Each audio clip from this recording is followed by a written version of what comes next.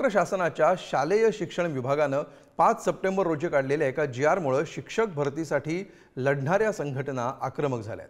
शिक्षकांच्या भरती संदर्भातीलच असलेल्या या GR-मध्ये असं नेमकं काय आहे? शिक्षक नेते आक्रमक का झालेत? शिक्षण मंत्री दीपक केसरकरांचं यावर नेमकं काय म्हणणं आहे? पाहूया या सगळ्या संदर्भातला हा स्पेशल रिपोर्ट।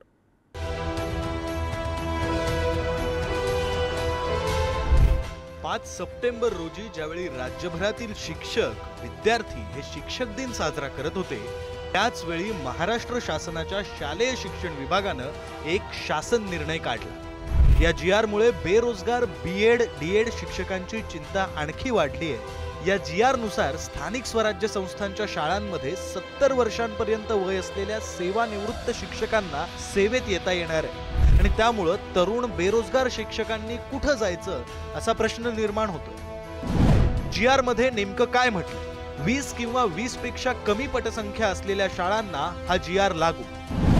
मंजूर करण्यात येणाऱ्या 2 पैकी 1 शिक्षक निवृत्त असावा। एक BEd DEd अर्हताधारक बेरोजगार शिक्षक असावा। सुरुवातीला या शिक्षकांच्या नियुक्तीचा कालावधी हा 1 वर्ष। भविष्यात नियुक्ती वाढवण्याची तरतूद। हा GR तरुण शिक्षकांवर अन्याय असल्याचा आरोप शिक्षक संघटनांकडून करण्यात येतोय। शिवाय ही भरती कंत्राटी पद्धतीची असल्यानं त्यावरही शिक्षक संघटनांनी नाराजी व्यक्त केली आहे। महायुती सरकारचा हा निर्णय धोकादायक असल्याचं शिक्षक संघटनांच्या नेत्यांनी म्हटलंय। ब्रिटिशकालीन रेग्युलेटिंग ॲक्ट जो काळा कायदा होता, त्या पद्धतीचा शालेय शिक्षण विभागामध्ये हा काळा कायदा असणार आहे। 0 ते 20 पटसंख्या असलेल्या शाळेमध्ये आता सेवानिवृत्त शिक्षक आणि कंत्राट शिक्षक नेमले जाणार आहेत। हा हटास कशासाठी? नवे शैक्षणिक धोरणामध्ये स्पष्ट उल्लेख केलेला आहे, कंत्राट शिक्षक भरती होणार नाही, त्या ठिकाणी कायम शिक्षक दिले जातील। सेवानिवृत्त शिक्षक कशासाठी? अपात्र शिक्षक त्या ठिकाणी कशासाठी नेमले जात आहेत? हे खाजगीकरण आणि कंत्राटीकरण याच्यामुळे जे नियमित विद्यार्थी जे आहे, ज्यांनी रात्रंदिवस अभ्यास करून DEd आणि BEd पदवी त्या ठिकाणी प्राप्त केलेली आहे, या विद्यार्थ्यांचं शिक्षण घेऊन काहीही उपयोग होणार नाही, कारण यांना नव्याने नियुक्त्या मिळणार नाहीत। बालकांना मोफत व सक्तीच्या शिक्षणाचा कायदा 2009 यामध्ये स्पष्ट केलेलं विद्यार्थी एक जरी असेल तरी ती शाळा असली पाहिजे आणि त्या विद्यार्थ्यांना शिक्षण मिळालं पाहिजे। पण राज्य शासनाने ती सुद्धा त्या ठिकाणी या कायद्याचा सुद्धा विसर पडला की काय, हा सुद्धा प्रश्न आमच्या शिक्षकांसमोर आहे।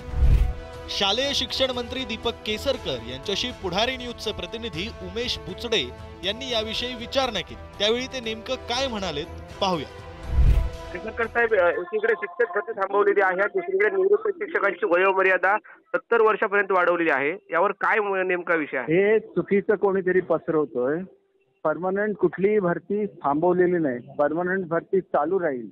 परंतु 20च्या खाली जे पटसंख्या असलेल्या शाळा आहेत त्यांना एक टेम्पररी आणि एक परमनंट टीचर देण्यात येईल, जेणेकरून टीचर्सची जी समस्या दूर होईल आणि BEd बेरोजगारांची जी मागणी होती की आम्हाला संधी मिळावी, ती संधी सुद्धा त्यांना मिळेल। निवृत्त शिक्षकांची जी वयोमर्यादा आहे ती 70 वर्षापर्यंत वाढवली आहे। वयोमर्यादा वाढवलेली नाहीये। निवृत्त शिक्षकांना आम्ही पूर्वी सुद्धा घेत होतो, परंतु निवृत्त शिक्षक आमच्याकडे येत नाहीत कामाला। BEd रोजगारांसाठी हा GR काढलेला आहे, याचा GR पूर्वीच काढलेला होता शिक्षकांचा। असं काही नाहीये, हे कोणीतरी गैरसमज करून देतं। उलट BEd बेरोजगारांचा प्रश्न याच्यामुळे सुटलेला आहे। केसरकरांच्या या उत्तरावरून शालेय शिक्षण विभागाला विचारावे असे 3 प्रश्न आहेत। केसरकरांनी म्हटलं, निवृत्त शिक्षकांचा GR हा आधीच काढलेला आहे।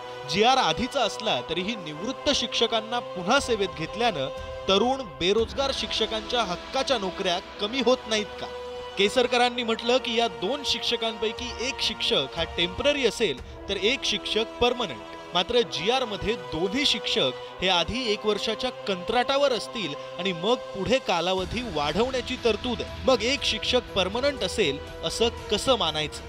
20 किंवा त्यापेक्षा कमी पटसंख्या असलेल्या स्थानिक स्वराज्य संस्थांच्या शाळांमध्ये 2 शिक्षकांपैकी 1 शिक्षक हा सेवानिवृत्तांपैकी 1 असावा अशी अट नसती तर BEd DEd बेरोजगार शिक्षकांसाठी रोजगाराची दुप्पट संधी निर्माण झाली नसती का?